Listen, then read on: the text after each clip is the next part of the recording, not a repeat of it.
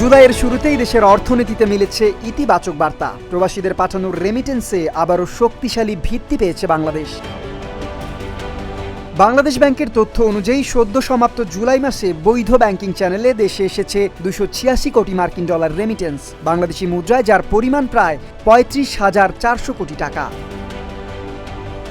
চলতি ২০২৬-২৭ অর্থ বছরে প্রথম মাসে আসা এই প্রবাসী আয় গত বছরের একই সময়ের তুলনায় ১৫.৪% বেশি। গত বছরের জুলাইয়ে দেশে এসেছিল ২৪৭ কোটি ৮০ লাখ ডলার, আর চলতি বছরের জুলাইয়ে এসেছে ২৮৫ কোটি ৯০ লাখ ডলার।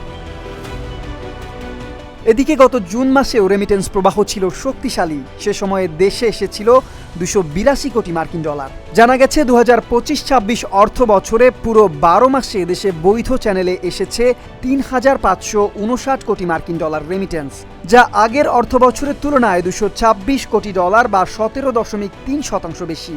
এক অর্থ বছরে এত বেশি রেমিটেন্স এর আগে কখনো আসেনি।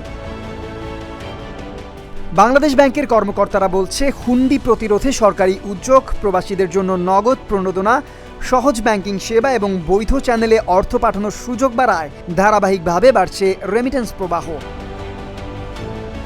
প্রবাসীদের এই আয় শুধু বৈদেশিক মুদ্রার রিজার্ভই নয়, দেশের সামগ্রিক অর্থনীতিকেও আরও শক্তিশালী করতে গুরুত্বপূর্ণ ভূমিকা রাখছে। Desk report, Dhaka post.